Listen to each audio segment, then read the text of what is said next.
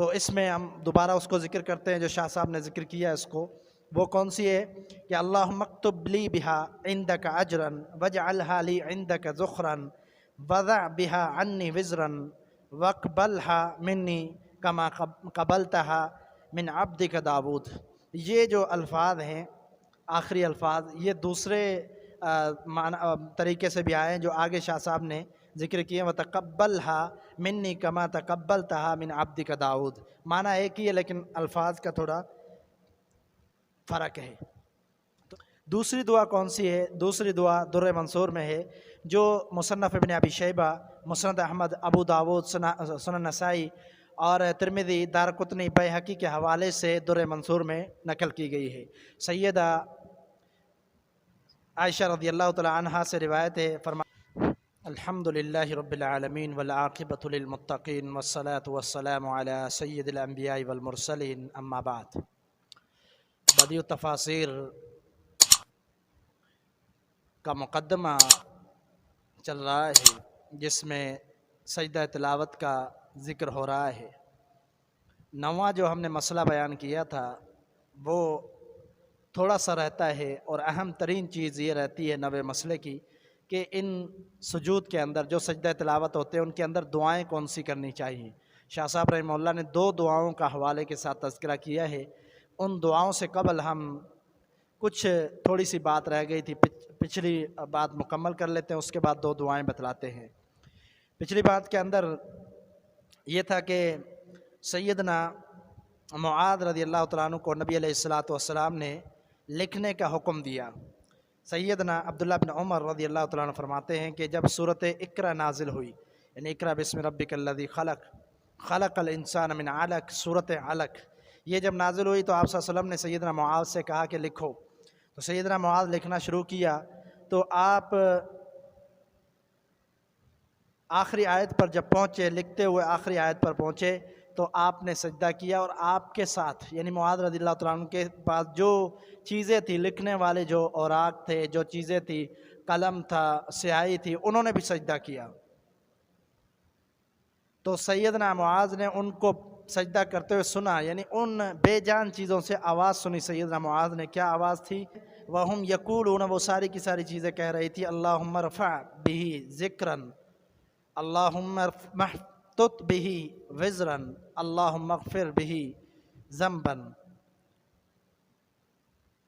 تو سیدنا معاذ فرماتے ہیں کہ میں نے یہ سن کر یہ دعا سنی اور ان کو سجدہ کرتے ہوئے دیکھا، بے جان چیزوں کو، تو میں نے بھی سجدہ کر لیا۔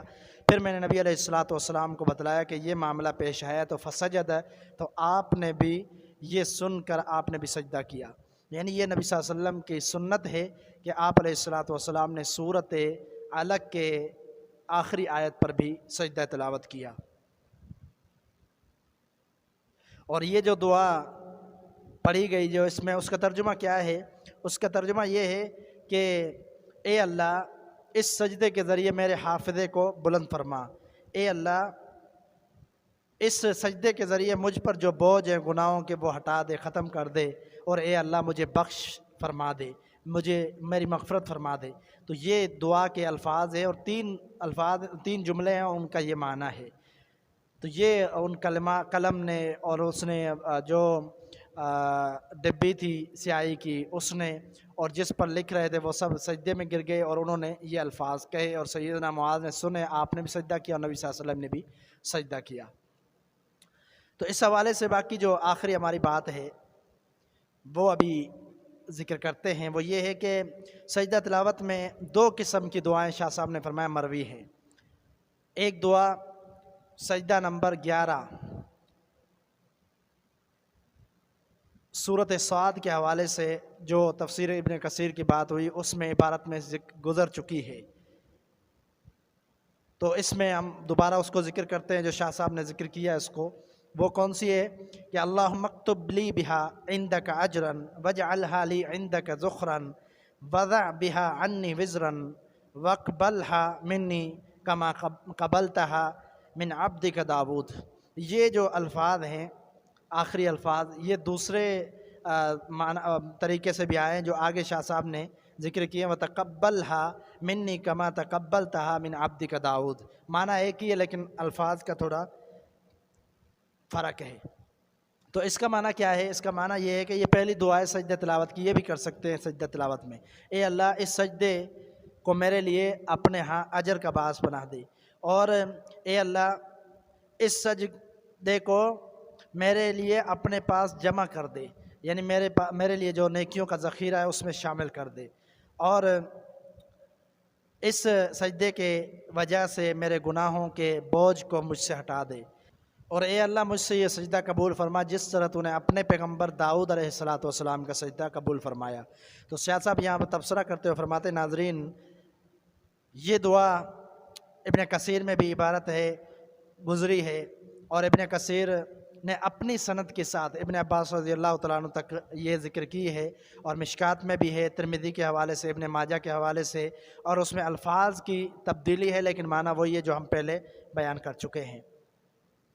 اس کے بعد یہ دعا شاہ صاحب فرماتے ہیں یہ دعا مسند ابی یعلا کے اندر بھی ہے، اور طبرانی کے اندر بھی ہے، مستدرک حاکم کے اندر بھی ہے، ابن مردویہ کے اندر بھی ہے، اور دلائل النبوہ جو امام بہقی کی کتاب ہے اس کے اندر بھی ہے، اور یہ در منصور میں بھی گزر چکا ہے۔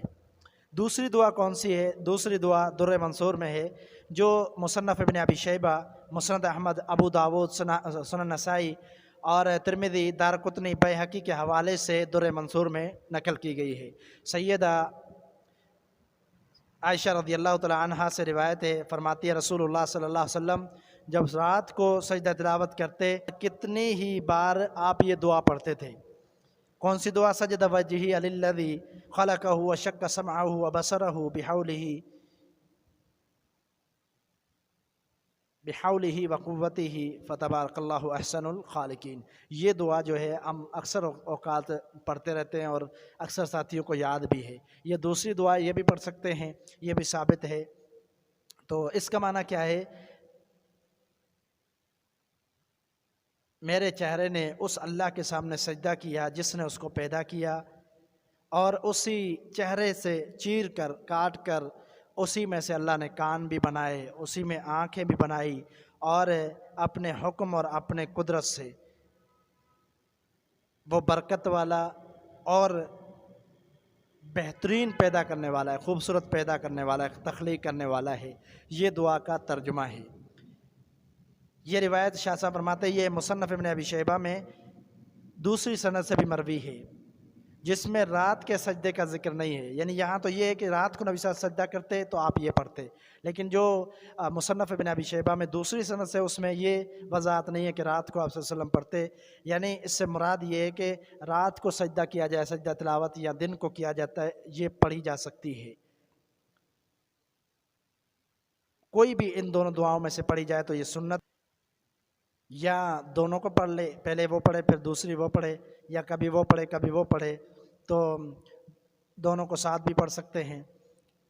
تو ایک دفعہ پڑھے، یا اگر زیادہ پڑھنا چاہتا ہے تو طاق عدد میں پڑھے، 3 پڑھے، 5 پڑھے، 7 مرتبہ پڑھے، تو یہ طاق عدد ہے، کیونکہ طاق عدد کا جو ہے حدیث میں ترغیب بھی آئی ہے اور اس کو پسند کیا گیا ہے۔ نیز ابن ابی شیبہ میں ابن عمر رضی اللہ تعالیٰ عنہما اور قتادہ تابعی اور ابراہیم نخعی سے دوسری دعاؤں کا بھی ذکر ملتا ہے، دوسری دعائیں بھی ان کے حوالے سے آئی ہیں، مگر یہ رسول اللہ صلی اللہ علیہ وسلم سے منقول دعائیں ہیں جو کہ کافی ہیں، یعنی انہی کو پڑھا جائے تو زیادہ بہتر ہے۔ تو یہ 9واں مسئلہ مکمل ہوا، تو انشاءاللہ آگے اور بھی 1-2 مسائل ہیں وہ ہم بعد میں بیان کریں گے۔ اللہ تعالیٰ سے دعا ہے کہ اللہ تعالیٰ عمل کی توفیق عطا فرمائے، وما توفیق الا باللہ۔